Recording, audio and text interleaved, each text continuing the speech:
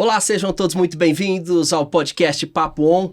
Hoje a gente tem aqui dois convidados incríveis, pessoas da academia. Se você acha que o FMG só fica aí fazendo paper, depositando patentes, vocês vão conhecer a história da Inovec hoje, que saiu aí dos laboratórios da UFMG. Eu estou aqui com Álvaro Eiras, é o sócio fundador da Inovatec, ele é PhD em Ecologia Química pela Universidade de Southampton,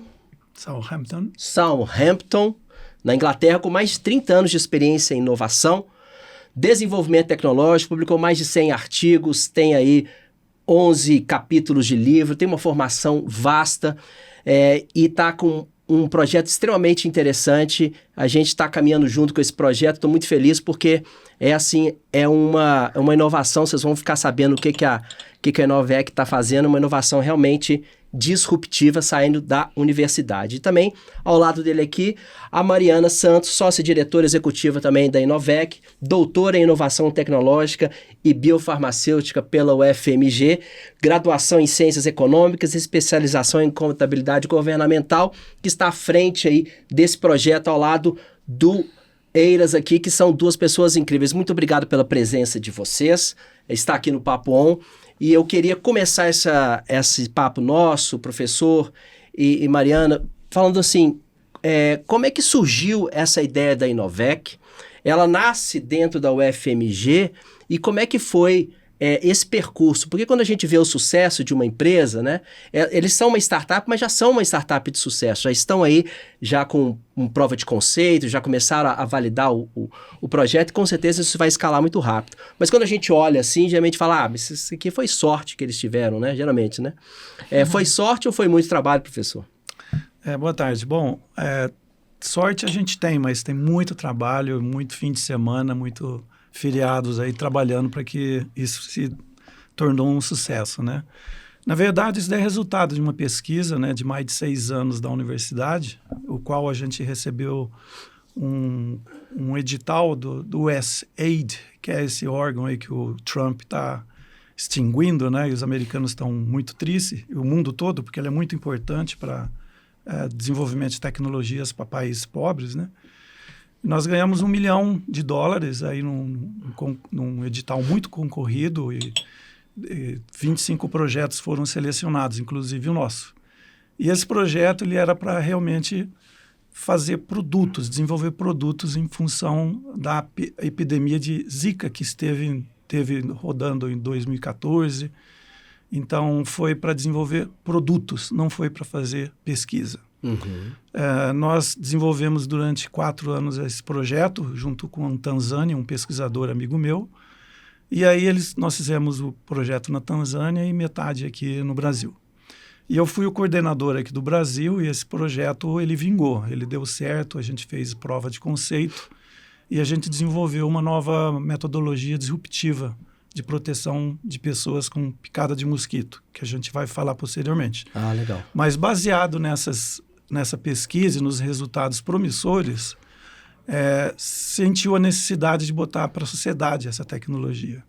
E a maneira mais correta de fazer isso é através de uma abertura, né, de um lançamento de uma startup, né, uma spin-off. Uhum. E foi o que eu fiz depois de terminado esse projeto aí, para botar a tecnologia para a sociedade. Legal. E como é que a Mariana se conecta aí a esse projeto, Mariana? Bom, primeiramente, obrigada, viu, Alisson, pelo convite aqui. Eu fico muito feliz de estar aqui com o professor Álvaro. E falando de uma coisa que eu venho estudando, inclusive spin-offs acadêmicos, há muito tempo, né? Meu mestrado em engenharia de produção foi sobre spin-offs acadêmicos. E aí, bom, eu me integrei ao projeto da Inovec, na medida que o professor Álvaro tinha terminado de conduzir um edital do Catalisa ICT, do Sebrae, né?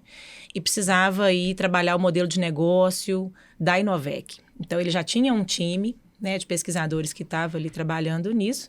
e a gente precisava começar a dar um corpo aí para a empresa, né? Começar a entender como delimitar esse negócio, como chegar no mercado e como você disse, né? É um negócio que tem um potencial de sucesso grande, com várias frentes possíveis. A gente precisava de começar a destrinchar e como priorizar, né? Quais frentes seriam desenvolvidas ali.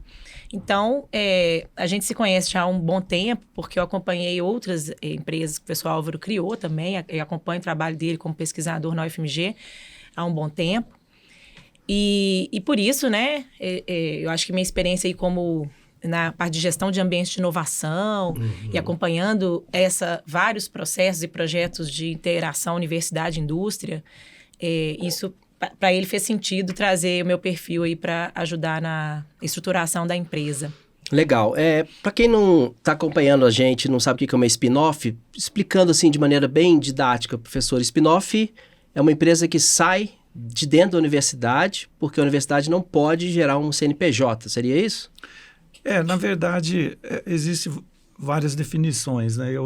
Do meu lado que eu utilizo, startup é quando você tem uma ideia, né? E você tenta produzir essa ideia em uma empresa e você vai fazer aí o chamado POC, né? O prova de conceito, né?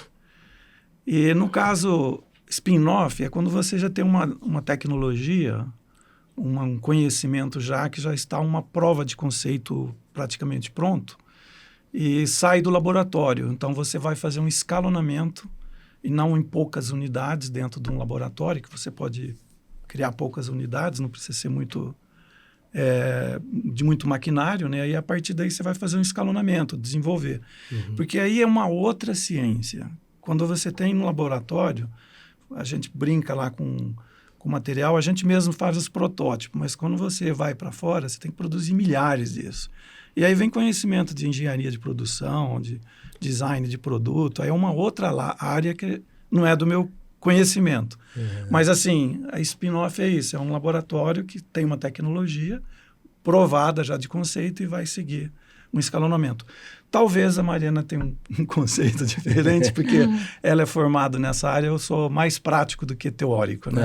Claro. Eu acho que a spin-off, ela sintetiza um pouco uma das possibilidades de empreendedorismo acadêmico, né, de tecnologia, no caso da spin-off acadêmica, porque a gente tem vários tipos de spin-off. Você tem spin-off corporativa, né, você pode ter spin-off até de governo, você pode gerar negócio a partir da atividade do governo, você pode gerar negócio a partir de uma empresa e também a partir dos resultados de pesquisa, como o Álvaro explicou, né? Então, a spin-off acadêmica é aquela empresa que nasce a partir de resultados de pesquisa da universidade e que esse resultado acaba tendo uma conexão com as demandas de mercado, né? E a spin-off acadêmica de tecnologia, que é de que a gente está falando aqui, acho que ela tem uma característica muito interessante, porque é você estar na fronteira do conhecimento e, ao mesmo tempo, conectado com uma demanda de mercado real, né? Então, um grande desafio que é um pouco do que o Álvaro comentou aí, dessa ciência, né? Que é fazer um negócio, montar um negócio, né?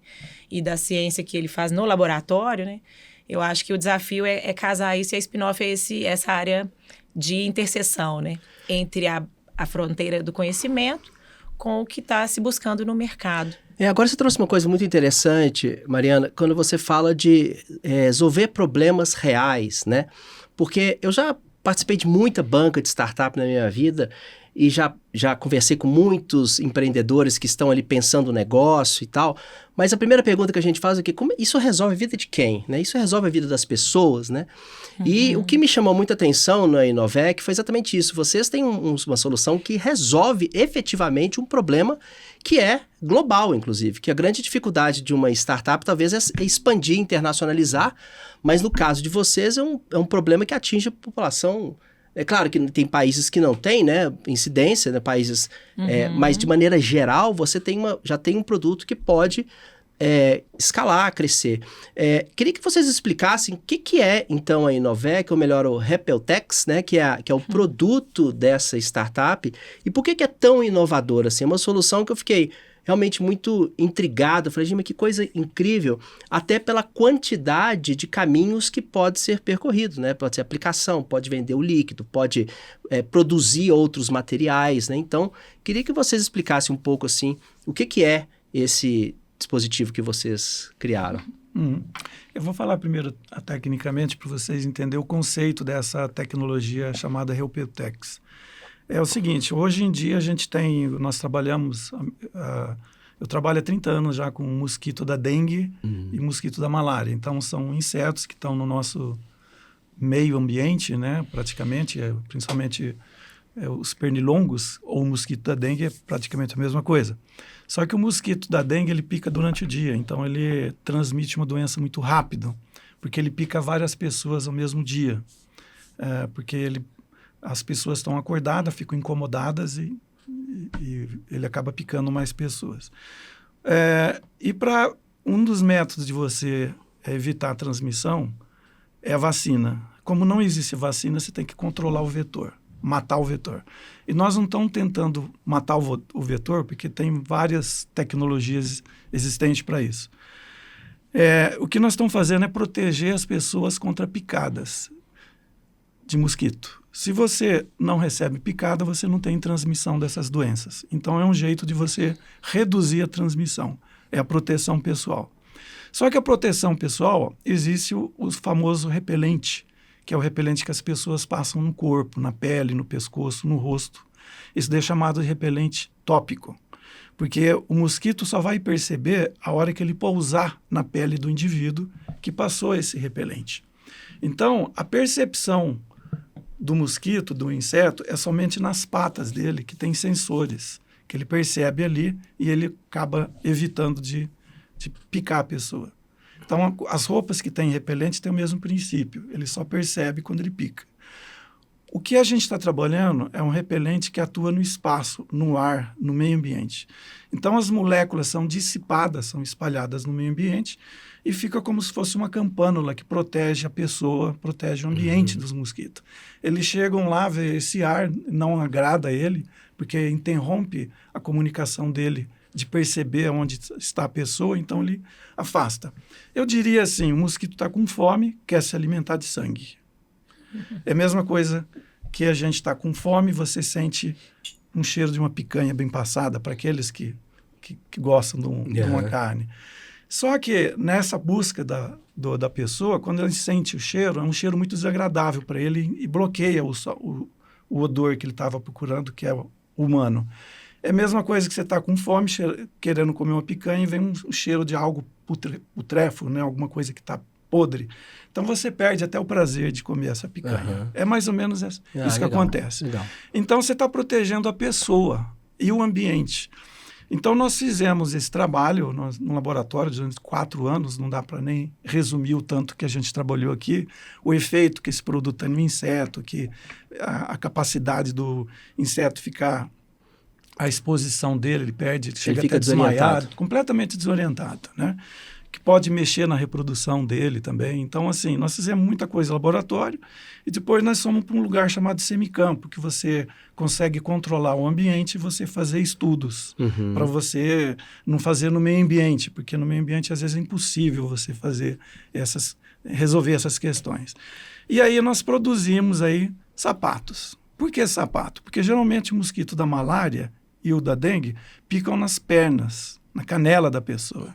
Então, o ar ali começa a dissipar de baixo para cima. E aí nós fizemos testes e vimos que nessas condições controladas, realmente era eficiência alta. Aí nós produzimos aqui no Brasil 400 pares de calçados, fizemos aqui em Belo Horizonte, no bairro Floramar, e vimos que realmente esse sandália foi para a população e 200 foram para Porto Velho, em Rondônia, né? E aí nós fizemos também um questionamento, tudo, para as pessoas que estavam utilizando. E também colocamos placebos lá, que não tinha nada para a pessoa, né, realmente comparar com o que tinha o repelente. E verificou-se que realmente ele tem uma eficácia muito boa. Uma eficácia de 4 a 6 meses. A eficácia seria a proteção da pessoa, né? De 70% a 80%. Teve insetos que vai até 90%, que é esse que pica à noite, chamado Culex, aquele que faz um zumbido. Né? Ele não transmite a zika, a chikungunya, nem a dengue, mas ele transmite outras doenças, né? Mas o incômodo dele é grande. Então, ele tem uma eficácia muito grande no campo. Agora, a duração dele, que é o que você perguntou, nós estamos testando no laboratório e provamos que até 4 meses ele está ativo ainda. Então, ele tem uma flexibilidade muito grande de ser utilizado, né? E só para acrescentar e finalizar aqui, nós vimos que as pessoas estavam usando os calçados de maneira diferente, estavam usando como objeto. Colocava perto do sofá quando as crianças estavam assistindo televisão, ou colocava em cima da cama para os mosquitos não entrar no quarto para a noite. E aí o usuário deu ideia para a gente. Então, vamos extrapolar essas ideias, esses potenciais de mercado. E aí agora nós estamos diversificando N maneiras de você usar essa tecnologia para proteger. E o princípio é esse, né? Você olhar o usuário, o uso que ele faz daquilo e você, então, adaptar o seu produto, né, Mariana? Sim, e eu acho que tem uma outra característica aí do Repeltex, né? Que é ele ser impregnado em tecido. Então, isso torna ele bastante versátil, né? Que é diferente de ser necessariamente um repelente que vai ser lançado no ar, né? Ou que precisa de energia elétrica. Ou que precisa de energia elétrica. Então, assim, eu acho que a vantagem de ser aí impregnado em tecido, o tecido como uma matriz liberadora, né? É que faz que ele seja um pouco mais... Pode ser usado em vários objetos mesmo, né? Tanto de uso individual, pessoal, como de uso para proteção coletiva. Então, acho que essa questão que você comentou aí de ver o usuário, né? De ver como que ele se comporta, o que ele precisa, o que incomoda ele nesse processo de proteção... acho que é bastante importante e, ao mesmo tempo, traz oportunidades aí, né, para a empresa. Poxa, como foi o caso do sapato, que era usado como... Não, super legal. Eu acho que essa ideia é incrível. E eu fico pensando assim, tem uma prerrogativa para você entrar na Singularity, né, para levar projetos para a Singularity University, que é fazer uma solução de um produto que impacta a vida de 1 bilhão de pessoas, né? Que é muita gente, mas são também problemas globais, muitas vezes ligados até às ODS e tal. E a solução de vocês impacta muito mais do que 1 bilhão de pessoas, com certeza, né? E aí eu queria perguntar uma coisa, professor, como é que fica na cabeça do jovem, do estudante da UFMG ou de qualquer universidade, quando ele entra dentro da universidade e ele quer empreender, ele quer fazer algo, ele quer transformar o mundo, que é um pouco do que vocês estão fazendo. Como é que qual que é o caminho que você indica para o jovem que está ali começando a vida acadêmica e fala assim, eu preciso mexer em alguma coisa que efetivamente vá gerar impacto, porque eu acredito que isso que tem movido muitos jovens, né? Fazer coisas de impacto mesmo. Qual que é o caminho que ele deve seguir dentro da instituição de ensino, seja pública ou seja privada? Nos últimos 15, 10 anos, começou a se prestar muita atenção no Brasil, né? Porque lá fora é sempre antes, né? Essa questão de inovação, essa questão de empreendedorismo, numa visão mais social, né? De você colocar tecnologia para fora. Atualmente, as universidades, com uma certa exclusividade, né? A UFMG, que é uma das lideranças no Brasil nesse quesito, existem disciplinas, né, de empreendedorismo, né, disciplinas falando sobre patente, o que é uma patente, como é que pode ser usada, que agora está na graduação também. Antes era só na pós-graduação. Eu me formei na década de 80, isso daí nem existia, esse quesito aí. E eu penei muito para aprender isso daí, porque eu entrei na universidade no final da década de 90, 98, não tinha nada disso. Para fazer patente na universidade era uma dificuldade. Às vezes não tinha um escritório de patente, as pessoas estavam aprendendo.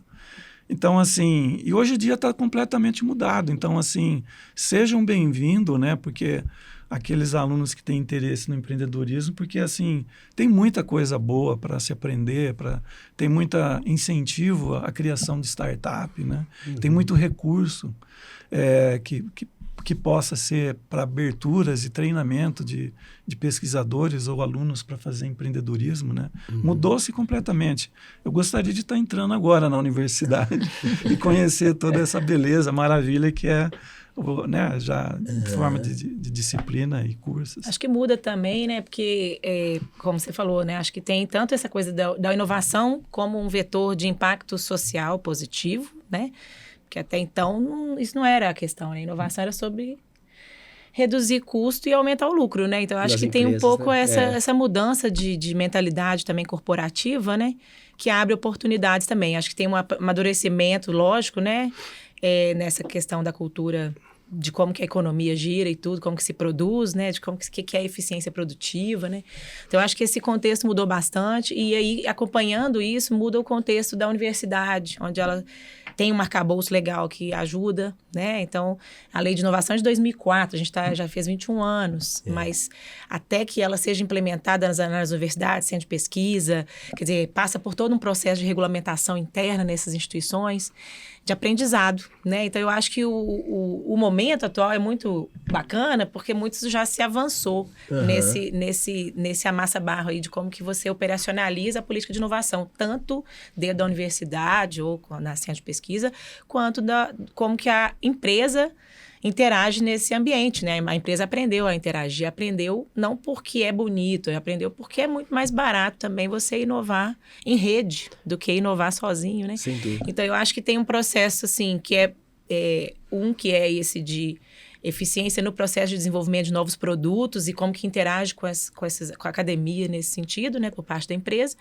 E, ao mesmo tempo, e hoje, mais recente, né, como você comentou aí das ODS, né, mais recente, como que a inovação pode ser um vetor para resolver problemas não só econômicos, mas também sociais e ambientais. Né? Agora, é muito comum também alguns jovens terem ideias e falar assim, mas eu não posso contar minha ideia para ninguém, não, porque senão vão roubar a minha ideia. É, né? Verdade. Como é que fica isso, professor, uma vez que, para você testar essa a utilidade da ideia, né, que vocês criaram, claro que teve que contar para um monte de gente, muita gente disse que era impossível, né?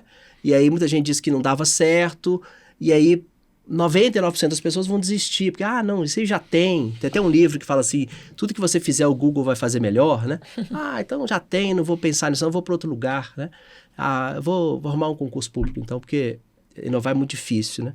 Como é que a gente muda a cabeça desse jovem para que ele efetivamente saia do mundo das ideias, fale com as pessoas sobre aquilo que ele quer resolver e efetivamente faça como vocês fizeram? O que está faltando entre ter uma ideia e fazer essa ideia entrar no mercado? Ideias, assim, é muito fácil você ter, né? ter, né? 10 centavos insight um balde, que você né? tem, assim, né? São insights. O importante é que essa ideia seja amadurecida, se desenvolvida de uma maneira que seja um pouco palpável para ver se realmente essa ideia funciona. Mas existem ferramentas também que protegem essa discussão. Existe um acordo de confidencialidade que você pode conversar com alguém e debater sobre o que você está falando. Pensando, né? Mas esse acordo de confidencialidade é quando você tem uma coisa mais madura, que você já tem dados, uma coisa assim, mais estruturada, né? Agora, assim, ideia que nem eu falei, assim, não é o suficiente, né? Tanto que muitas das startups que se criam é baseado em ideias e a maioria delas se acabam, né? Então, eu acho que tem que ter um amadurecimento sobre essa ideia e como ela funciona. Talvez a Mariana poderia completar, né? Assim, claro, eu acho que tem a questão de incentivos, né? Porque por mais que seja benéfico, né? Que as pessoas tenham esse perfil, nem todo mundo vai ter o perfil empreendedor, né? E talvez ver o empreendedorismo como uma alternativa também, né? Como uma possibilidade também. Isso já é um grande avanço, né? Para o aluno, para o jovem, né? Pensar, poxa, eu acho que a questão de ter uma experiência no mercado, sendo empregado, né? Sendo funcionário, da forma que for, sendo estagiário, quer dizer, é super importante também para ter esse amadurecimento, né? Para ter noção, né? De como que as coisas funcionam no mundo. Então, assim, eu acho que é muito difícil, é claro que pode acontecer, um jovem jovem, 15, 16 anos, 18, 20, empreender e ter sucesso, dependendo do negócio, dependendo da... Mas eu acho que a grande questão é ter contato, né, com o mundo, seja trabalhando, seja estudando, seja participando de eventos. Hoje você tem muitos ambientes de inovação, você tem podcasts como esse, você tem informação também na internet, útil, né? Não só um volume grande, mas muita informação boa também. Mas eu acho que, sim, ter contato com o mundo e essa questão de dividir com o outro, né? Até para ir iterando a ideia. Eu acho que é importante que o empreendedor, né, em potencial, que o aluno, que a pessoa construa essa rede, né, para ele ter com quem amadurecer possibilidades de novos negócios. E vocês têm um time bem diverso lá dentro também. Verdade. O que soma muito, né? Tem uma visão mais de processo, o outro tem uma visão mais de negócio, o outro tem uma visão mais de pesquisa. Como é que foi feito esse arranjo? Como é que as pessoas vão chegando para compor aí o time da Inovec? É uma longa história. Eu, só falando rapidamente, eu acho que enriquece quando a gente conta um pouco a história, porque eu acho que mostra um exemplo de um caso concreto, né? Quando eu terminei esse projeto de 4 anos, eu entrei em contato com a entidade financiadora, né? A USAID, e falei, olha, eu estou com um projeto aqui, eu estou querendo dar continuidade no projeto, eu quero levar para a sociedade. Tem como vocês me ajudarem? Eles falaram, vamos fazer um pitch aí, vamos se preparar para conversar com algumas grandes empresas, porque a primeira empresa que eu procurei no início do projeto foi a Sandálias Havaianas. Eu fui lá nas Alpargatas, em São Paulo, no andar de inovação, conversei com eles, ficaram muito interessados, mas a pesquisa estava no início. Então, eu sempre faço isso, as minhas pesquisas eu vejo como um produto, eu já imagino ela... Porque você também sente como é que está o mercado, né? Tem, porque eu estou nisso há bastante tempo, né? Eu fui consultor do Ministério da Saúde, eu sei qual que é o problema, imagino as soluções, e todas as tecnologias que eu desenvolvi, todas, eu penso mais no usuário, para eu chegar até ele, como é que ele vai usar aquilo. Então, eu não fico inventando ou desenvolvendo um elefante branco, ou uma coisa muito complicada, porque senão você chega com um preço muito elevado, não vai ter mercado, não vai ter saída. E se você não coloca uma tecnologia simples, mas que funciona, não vai chegar na sociedade. E a sociedade que eu quero atingir é a grande massa, a desprivilegiada, a que não tem recurso para ser usado. Então, eu dedico sempre as minhas tecnologias para esse público. Quando eu conversei, voltando nessa projeto aí, eles fizeram um treino para mim, que eu já conhecia mais ou menos, dessas coisas de empreendedorismo. E depois chegou a pandemia em 2020, quando terminou o projeto, o projeto tive que ficar quieto esses 2 anos. Então, eu fiquei conversando com muita gente online, procurando investidor já. E fui bater na porta de vários investidores, tanto grupos quanto instituições também. E todo mundo fala, pô, que legal essa tecnologia, bacana, coisa e tal. Mas nunca ninguém deu sinal verde para mim. E eu estava ficando angustiado com isso daí, sabe? E aí eu estou assim, terminando a minha carreira acadêmica, eu estou para me aposentar. E eu falei, eu não quero terminar a minha carreira sem eu botar esse produto no mercado, porque eu já cheguei longe, ele funciona, e eu acho que ele pode ser muito útil para a sociedade. Então, eu fiz questão de fazer isso. Eu até brinco com as meninas que são as minhas parceiras, eu falo, vocês têm que tocar a empresa logo, porque eu quero aposentar, quero viajar, eu quero descansar, eu já trabalhei muito, agora vocês tocam o barco. E aí, diante dessa situação, eu me senti um pouco triste por ninguém acreditar num projeto. Eu pensei, se eu não acreditar nesse projeto, assim, ele vai morrer. E aí eu mesmo acabei sendo investidor do projeto. Eu mesmo que fiz um aporte financeiro para a empresa acontecer. Mas aí eu tinha que ter um time. Aí eu comecei a caçar o time. Aí eu fiquei sabendo que a Mariana estava saindo do emprego para ir para o outro. Quer dizer, está procurando um emprego. Aí eu fui lá e falaram para mim dela, fui lá, procurei, conversei com ela, ela ficou animada, concordou, aí ela me ajudou a procurar essas pessoas, né? E hoje a gente tem um time muito competente, assim, umas pessoas que acreditam no projeto. principalmente, acreditam no produto e acreditam o contexto para que ele é, né? O objetivo que ele tem, a nossa proposta de valor no sentido de solucionar um problema. E aí todo mundo está dando sangue, cara. E tem até um menino lá do laboratório que literalmente ele dá sangue para os mosquitos mesmo. Pois é, isso que eu ia falar. Para testar, ver se o mosquito está chegando no sangue dele, né? Mas você trouxe uma história interessante, professor, falando de resiliência, né? Essa coisa de quase desistir, de bater na porta, de receber não, é uma questão que é o vale da morte ali, né? Você está sem dinheiro, você sabe que a ideia é boa, mas ninguém está apostando nisso, né? Essa resiliência é muito legal. E aí, quando você quer levar isso para o mercado, você quer emitir nota fiscal, né? Que é o que efetivamente é o resultado de todo esse trabalho, a gente sai então dessa questão que chama inovação, né? Aliás, invenção e passa a ser inovação, né? Porque inventar todo mundo inventa, mas efetivamente fazer negócio, né? Que é a grande questão. E eu queria perguntar assim, qual que é o futuro da Inovec? Para onde vocês estão olhando? O que vocês esperam dessa solução? Olha, bom, eu acho que a gente está...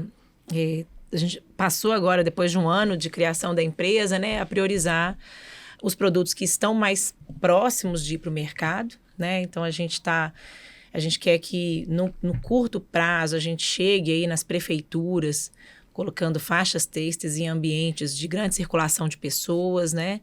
A gente conseguiu um parceiro no Rio Grande do Sul, que vai ser nosso parceiro de produção, que vai produzir o primeiro lote piloto do nosso produto. E a gente vai fazer algumas faixas têxteis, alguns pilotos aqui em alguns municípios de Minas Gerais, né? Ao mesmo tempo, a gente está conversando com a indústria, com algumas empresas, para iniciar testes também em campo. Então, a gente quer produzir equipamentos, né, ou acessórios de EPIs para trabalhadores de campo. Então, nosso curto prazo, a gente visualiza esses dois produtos principais, faixas têxteis repelentes para serem colocadas em ambientes e também acessórios para EPI, para serem utilizadas por trabalhadores de campo, né? Pessoas mais vulnerabilizadas ali, que são muito expostas à mosquito. Então, né? Exatamente. Então, essas duas frentes, assim, a gente suou para chegar, assim, nessa prioridade e tem a ver também com esse amadurecimento do próprio modelo de negócio, né? Então, a gente foi amadurecendo e viu que aqui é o caminho do curto prazo. No longo prazo, a gente pretende desenvolver produtos um pouco mais sofisticados, né? Inclusive, levar para outros ambientes, acessórios do lar, acessórios para quem pratica esportes outdoor, essas coisas assim. Mas a gente quer realmente ajudar a reduzir a transmissão numa escala um pouco mais larga. Então, para isso, na lógica do propósito que o Álvaro comentou, né, de gerar impacto, de chegar nas pessoas que precisam, a gente quer chegar via setor público e também via setor privado ali para os trabalhadores de grandes indústrias que são pessoas que estão mais expostas. E para a sociedade também, né? Assim, isso. Uma família, um escritório, uma empresa pequena pode ter acesso a esse material, né? Exato. Ele tem uma... Isso. Exatamente, e vai ser uma derivação dessas duas frentes iniciais. Né? O interessante é que o modelo de negócio está sempre sendo revisitado, né? Dinâmico. Alterado. Por isso que é o post-it que a gente usa, né? Porque senão você fica com uma coisa engessada, você tenta bater ela na porta ali e ninguém quer. Não, então vamos pegar por esse lado, vamos fazer isso aqui, vamos transformar esse tipo de produto, vamos atender a esse setor, esse segmento. Isso. Que vocês não têm respostas, mas vocês têm muitas frentes e vão, a partir disso, desenvolver, né, o produto. Né? Devido à grande aplicação dele, nós tivemos um pouco de dificuldade de definir o que a gente vai trabalhar. Para onde que vocês vão? Primeiro, a gente pensou num sapato, mas sapato, assim, indústria, como é que funciona? Tem todo um ciclo diferente da produção, né, do calçado por si mesmo. E aí, a partir daí, nós começamos a ter reuniões, né, inclusive com o secretário de Saúde do Estado de Minas Gerais, que acabou surgindo algumas ideias aí, né? Que por exemplo, se você está num centro de saúde, uma unidade de saúde, esperando ser atendido, né? Muita gente sentado na cadeira, você pode ter gente com diarreia, febre, dor de garganta e alguém com dengue, zika, chikungunya ali. E de repente, se tem mosquito, esse mosquito pica essa pessoa, tem mosquito infectado e transmitindo para aquela pessoa que foi na área de saúde ali para ser atendido com o problema dele de saúde. Então, ele volta com doença. Então, nós vamos proteger, por exemplo, essas áreas, né? Que as pessoas ficam vulneráveis a esses ambientes que possam estar doentes. Então, e aí começamos a ver também que tem uma aplicação como a EPI que a Mariana falou, que trabalhadores que estão expostos a mosquito, nessas mineradoras, construção de hidrelétrica, que é no meio da mata lá, que o ambiente é dos mosquitos, o pessoal está invadindo a área deles. É deles, né? Então, tem que proteger essas pessoas, porque não só da doença, mas eles incomodam demais, você não tem noção de como alguns mosquitos picam e dolorido demais. Eles picam até através das roupas, pra você ter uma ideia. Então, assim, é complicado. Então, a gente está trazendo as soluções e com essas alternativas tem empresas grandes procurando a gente por causa dessa possibilidade de proteção dos funcionários, né? Professor, eu queria fazer uma pergunta agora, vertendo um pouco. Quais são os principais erros que vocês cometeram nessa jornada e o que vocês fariam diferente se fosse começar hoje, né? Claro que vocês têm a prova toda, vocês têm aí, né? Mas o que foi... Vocês erraram muito para chegar nesse modelo? Erraram muito? Bateram muita cabeça? Ou a coisa foi fluindo assim, lindamente, como a gente vê no Instagram? Assim, que é muito recente, né? É muito recente. Eu acho que eu, na minha vida profissional, aprendi muito com meus erros, né? E não repito. Mas eu acredito que agora a gente está... acho que a gente ainda não errou, eu diria assim, sabe? A gente está dando os passos certos, pouco lento, devido à indefinição, né? do mercado que a gente ia, o produto, né?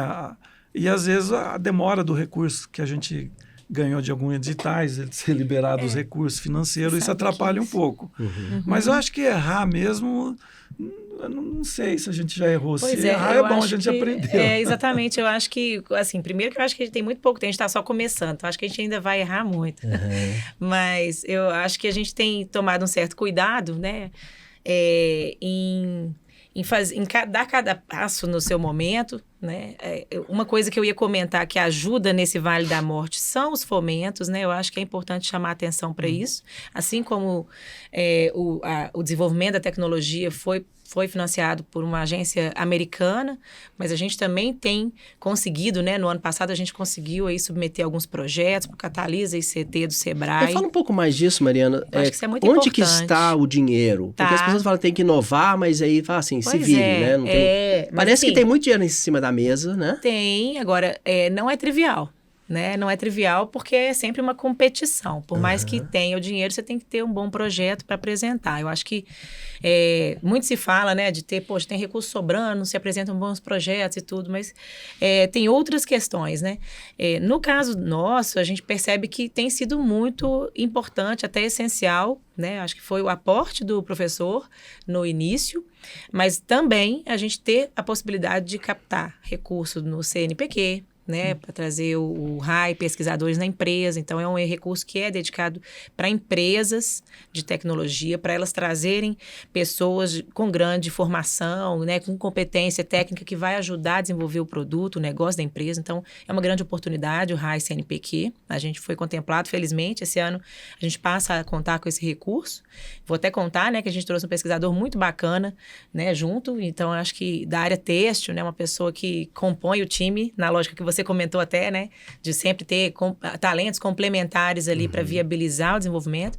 Então, o RAI CNPq, o Compete Minas da FAPEMIG, a gente foi contemplado, né, o recurso saiu agora no mês passado, é um recurso que vai ser importante para essas provas de conceito, né, para esses pilotos, eu diria, na verdade, mas assim, porque a gente vai ter um recurso ali para serviço de terceiro, um recurso para pagamento de algumas bolsas, né, recurso para fazer algumas despesas que ajudam a desafogar esse operacional antes do faturamento, né, da empresa. Então, assim, esse é um. A gente sabe que tem também fomentos, além do RAI CNPq, a gente tem a FINEP, que a gente vai concorrer também. A FINEP tem muitos editais, felizmente, abertos. Então, a gente está num momento no Brasil, né, que existem recursos disponíveis para empresas e hoje já recursos onde você não necessariamente tem que ter ICT junto, né? Isso facilita para uma startup, para uma spin-off acadêmica, ainda que ela seja nascida da universidade, mas você precisa de ter o recurso para a empresa desenvolver, né? E hoje você já tem essa ferramenta, coisa que há poucos anos atrás não era tão disponível, a não ser para grandes empresas, né? A gente tem o Embrapi, né? Que é também um formato fantástico aí de fomento da inovação na indústria. Então, hoje a gente tem alguns órgãos de fomento, tanto no nível federal como estadual, que realmente muda o jogo da startup de tecnologia, né? Agora, nada disso seria suficiente se vocês não estivessem dentro de um ecossistema também muito eficiente, né? Vocês estão dentro do BH Tech, onde o mosquitinho da inovação, sem trocadilhos, né? Picou todo mundo ali. O próprio ambiente que vocês transitam é um ambiente de inovação, né? Como é que o papel do BH Tech, o papel desses lugares de inovação impactam vocês no pensamento ágil, no olhar esses cenários e ver que está todo mundo mais ou menos no mesmo barco, né? É importante também, né? Total, assim, vou começar comentando, você começa a falar, né, Alisson, eu não paro de falar. Mas, assim, a gente vem, assim, acho que uma grande diferencial da equipe da Inovec é a vivência nesse ambiente de inovação brasileiro. Então, tanto o Álvaro, que já é da universidade, já empreendeu outras vezes, como no meu caso, que eu já também vivenciei ambiente de inovação de forma bastante intensa, a Angélica também, né? Então, a gente está falando de uma equipe que traz, né, no DNA essa essência dos ambientes de inovação, que entende o valor desses ecossistemas para desenvolvimento. Então, a gente meio que está trazendo esse conhecimento a favor do desenvolvimento da Inovec, sim. Né? Isso faz toda a diferença. Que, por exemplo, vou te dar um exemplo, a Inovec é uma empresa associada do BH Tech, então a gente criou o CNPJ já com o endereço no Parque Tecnológico, não sendo uma empresa residente. Isso faz muita diferença, porque aí você tem um espaço para receber um visitante, receber um parceiro, um cliente potencial, e isso tem um peso, sim, para as empresas, né? Falar, poxa, eu estou no Parque Tecnológico, então, que é um crivo. Acaba que o parque ajuda a ser uma curadoria de que você é uma empresa inovadora, de que faz sentido, né? Então, acho que os ambientes de inovação fazem uma espécie de curadoria dos negócios de tecnologia, ajudando, são um cartão de visita muito importante e valioso. Então, acho que isso sim, essa capacidade de captar recursos de fomento também não é uma coisa que todas as empresas sabem fazer e todos estão tentando aprender, porque isso ajuda a viabilizar os negócios e o desenvolvimento do P&D, que não está tão ali na portinha, que precisa desse investimento, né? Então, assim, essa capacidade de captar, escrever projeto, a capacidade de andar no ecossistema, né, e saber tirar o melhor proveito. Assim como o Sebrae Nacional também amadureceu muito. Eu trabalhei no BH Tech 15 anos, né, de 2003 a 2018, né, quando tudo era mato mesmo, né, Alisson? E naquela época que o parque foi uma grande inovação, né, em Minas Gerais, não só física, mas institucional também. Sem porque dúvida. você tem como sócios fundadores Sebrae, FIENG, sensacional. universidade, governo do estado e prefeitura, numa época que nenhum deles tinha programa de inovação. Né? Sebrae falava de microempresa, mas não falava exatamente de inovação tecnológica. Né? Da mesma forma, a FIENG não tinha FIENG Lab. Então, assim, a gente está falando de uma inovação institucional, né, no âmbito de ecossistema que ajuda a criar as condições aí para as empresas também. Mas eu diria que a Inovec é uma empresa nova, né, recente, mas com experientes inovadores, né? Tanto do aspecto tecnológico como também da equipe, né? Professor Álvaro, você deu aula... Tem quanto tempo que você dá aula já? Já mais de 35 anos. Mais de 35 anos. E a gente vê muito falar que há uma fuga de talentos, né? Você tem uma pessoa que é brilhante, uma universidade fora absorve essa pessoa lá, né? Isso ainda está acontecendo? Você está ainda perdendo talentos aqui? Sim. O estado de Minas também perde para São Paulo por causa das bolsas e pós-doc, né? O que acontece é que está se produzindo muito profissionais qualificados aqui no Brasil. A formação de doutores é muito grande e não tem espaço para todo mundo entrar dentro da academia. Existe espaço dentro da inovação, de empresas, indústrias, isso daí existe, mas a competição acadêmica é muito alta. Agora, essa questão de evasão é questão de oportunidades também, né? Eu, quando fiz o meu PhD na Inglaterra, há muito tempo atrás, o CNPq lançou um edital para trazer as pessoas, quer dizer, para evitar a fuga de pessoas. Olha que... Eu fui convidado para ficar na Inglaterra, continuar a fazer um pós-doc, e fui convidado para ir para os Estados Unidos também. Eu recusei.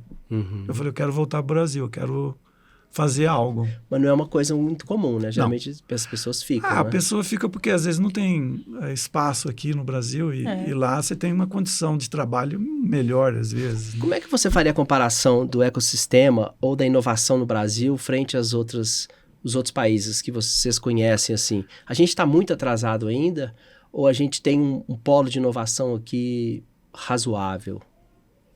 Eu acho que a questão tecnológica de inovação no Brasil é tão boa quanto lá fora. Difere um pouco, às vezes, por causa das instituições lá fora estejam mais bem preparadas do que aqui, porque a gente está sempre atrasados, né?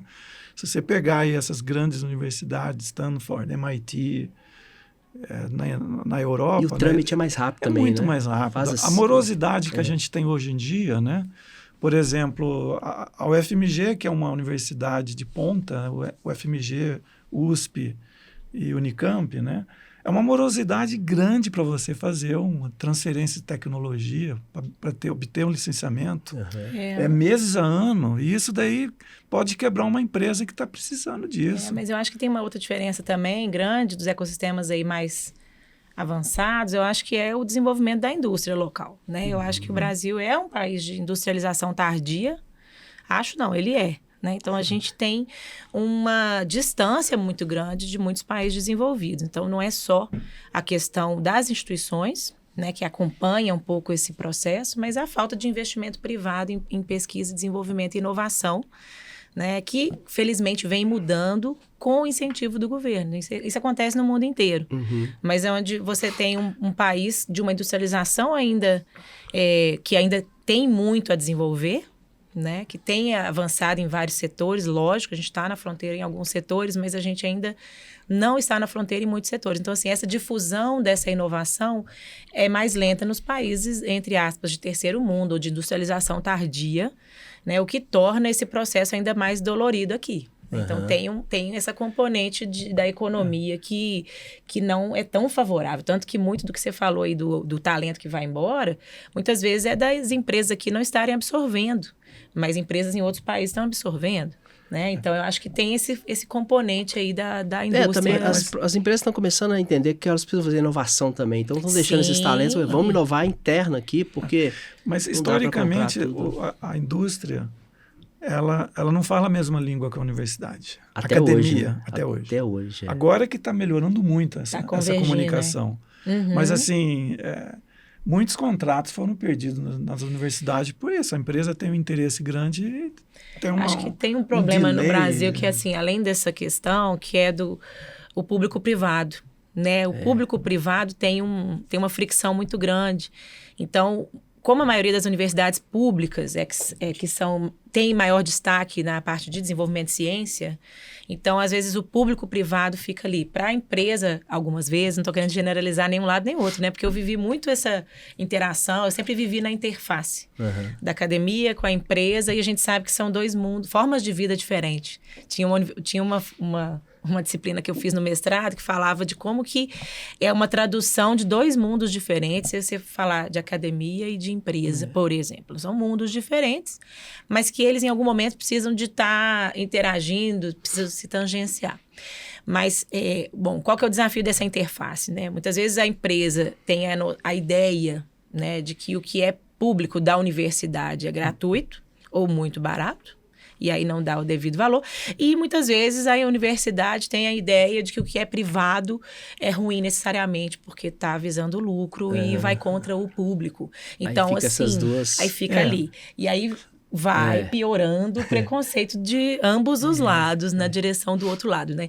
Então, eu acho que, assim, quando a gente olha, né, tem caso que vai corroborar tudo isso, né? A universidade é lenta e não sei o quê, não casa com o tempo da empresa. E tem muitos casos onde você vê, poxa, a empresa quer fazer um contrato que não é justo, né? Com o que a universidade aportou ali naquele desenvolvimento daquele produto.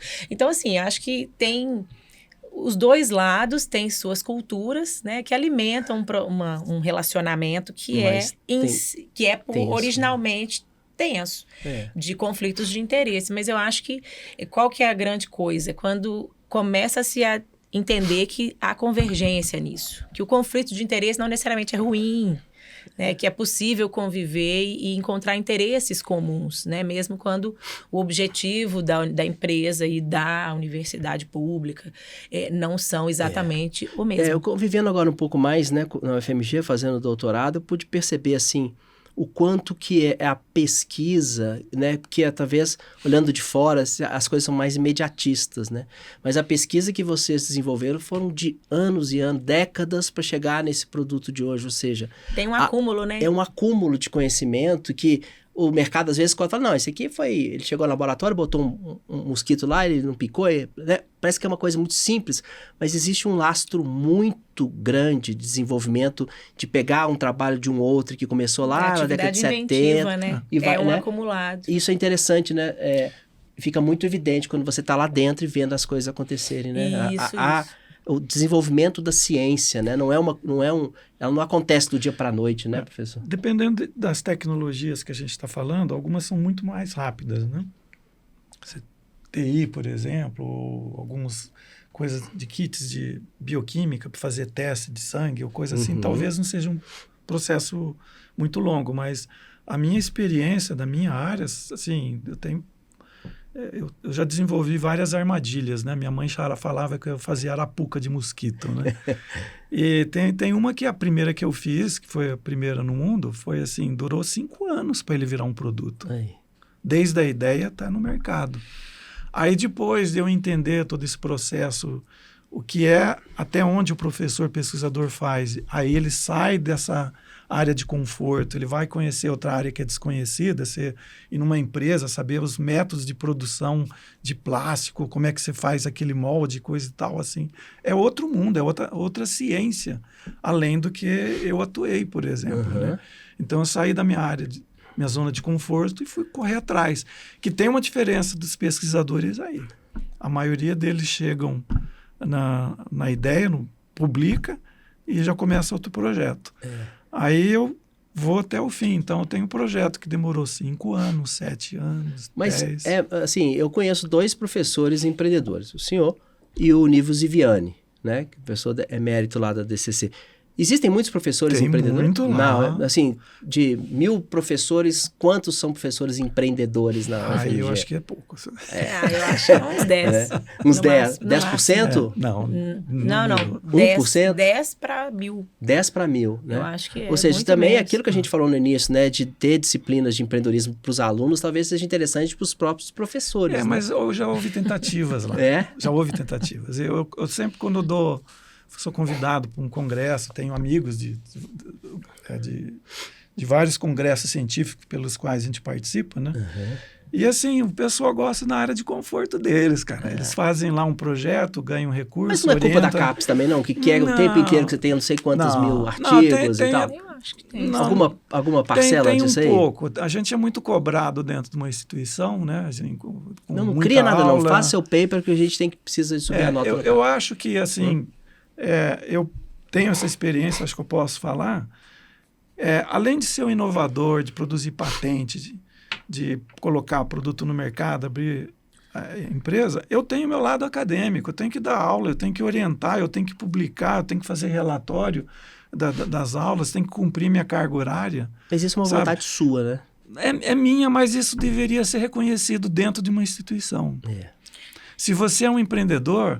e você está fazendo as coisas corretas, você podia dar menos aula, você podia ter um arranjo interno institucional.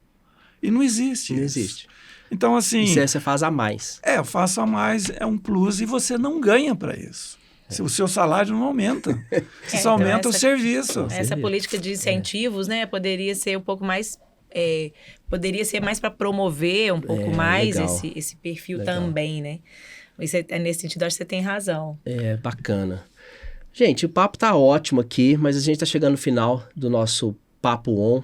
Eu adoro conversar sobre essas temáticas de inovação, eu acho que é muito incrível. Eu queria, antes da gente finalizar, que vocês dessem aqui um panorama, quando a gente falou muito, né, pensar a inovação dentro da universidade, o aluno fazer as disciplinas de empreendedorismo na graduação, mas eu acho que falta ainda um ingrediente, um temperinho, que é a vontade da mudança, de que nasce na pessoa. Eu quero fazer a diferença. Como é que a gente constrói essa formação empreendedora? Assim, eu quero fazer alguma coisa. Onde que está esse lugar aqui? Né? É na escola, é na família, é no ciclo social? Onde que está para a pessoa sair dessa coisa de ter que arrumar um emprego formal, eu tenho que fazer um concurso público? Por que ela não pode empreender dentro da universidade?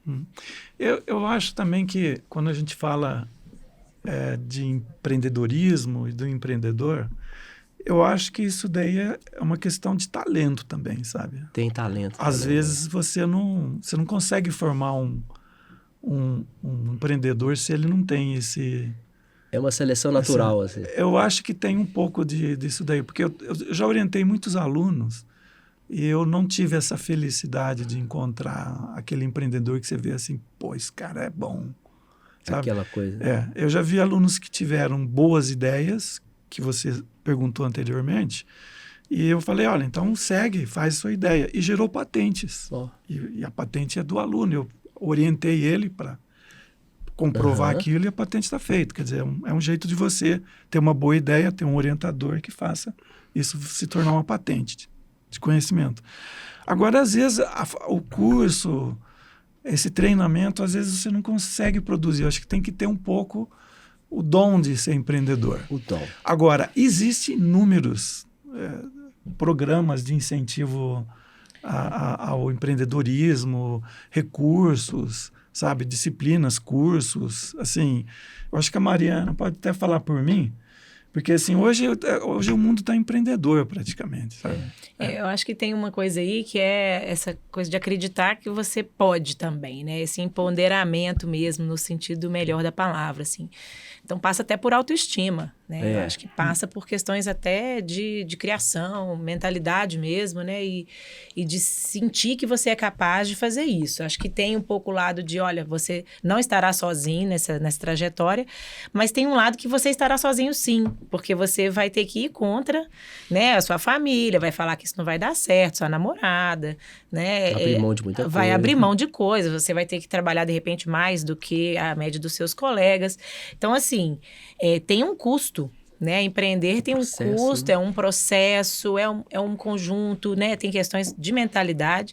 Acho que essas questões de mentalidade, de comportamento, né? Isso pode ser treinado, hackeado de alguma forma, pode ser um pouco ensinado, né? E as universidades e alguns programas têm trabalhado nisso, né? De como que você trabalha a cultura para também chegar nessa mentalidade empreendedora, que eu acho que passa muito por isso.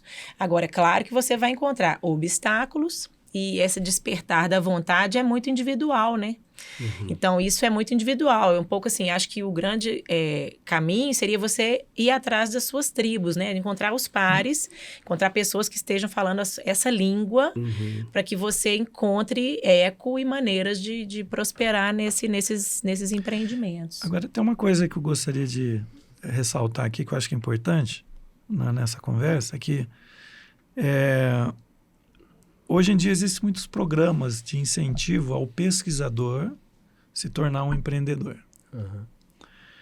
E às vezes não dá certo, porque às vezes o pesquisador, o melhor lugar para ele, onde ele desenvolve mais, é o P&D, é Pesquisa e Desenvolvimento de Produtos.